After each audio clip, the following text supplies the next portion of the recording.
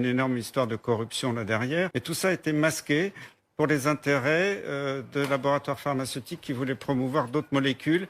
Et malheureusement, beaucoup de mes collègues ont touché beaucoup d'argent de ces laboratoires. Ça me désole, ces collègues, c'était des amis. J'ai du mal à comprendre tout ça. Mais c'est la réalité. Et moi, je suis désolé, je ne peux pas accepter ça.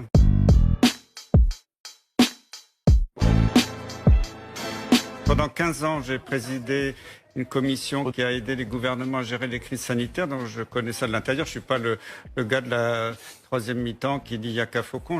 Dès le début, d'ailleurs, j'ai jamais changé de message.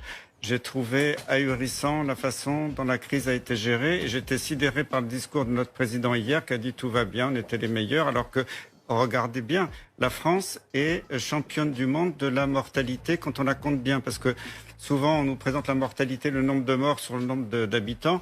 Quand on regarde la mortalité qu'on appelle la létalité dans le jargon scientifique, qui est le nombre de morts sur le nombre de cas, la France est la dernière du monde.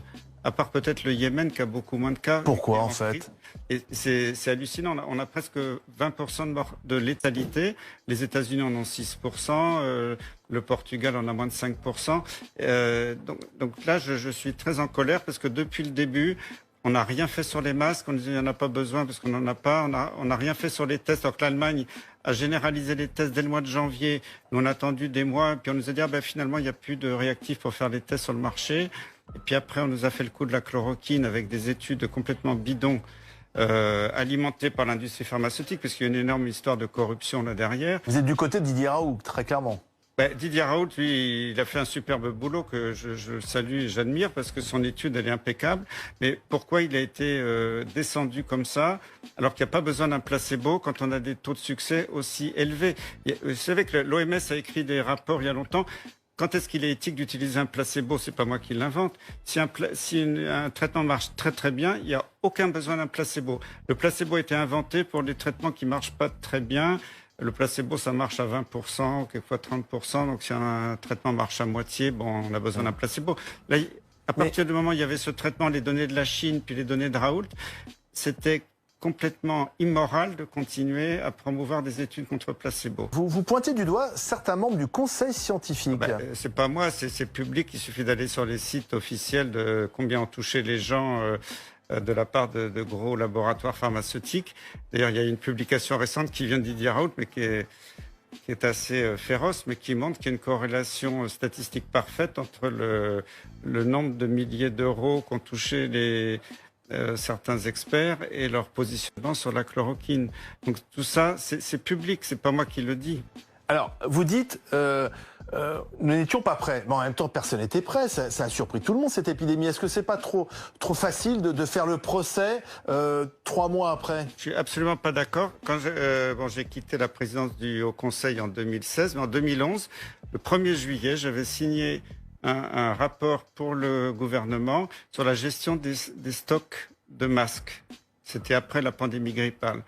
Et ce rapport, quand je le relis maintenant, ces recommandations, s'ils les avaient suivies, il n'y aurait pas eu de souci déjà sur les masques. C'est pour ça que vous n'êtes pas tendre avec le professeur Salomon, puisque le professeur Salomon a conseillé Marisol Touraine, la ministre de la Santé du gouvernement précédent, du quinquennat Hollande, et qu'aujourd'hui il est aux manettes en tant que patron de la santé en France. Le professeur Salomon, pourtant, on l'a suivi chaque soir avec son point presse. Il présentait l'avancée des conséquences du virus. Que lui reprochez-vous en fait? En plus, Jérôme Salomon, c'était mon élève, je l'ai connu interne, je l'ai nommé professeur, il était dans mon service et j'ai eu beaucoup Jérôme, qui est un bon médecin, très méticuleux. Moi, je pensais qu'il allait gérer ça très bien. C'est par la presse et les médias que j'ai appris que c'est lui qui avait participé à la suppression du stock de masques. Je l'ignorais totalement.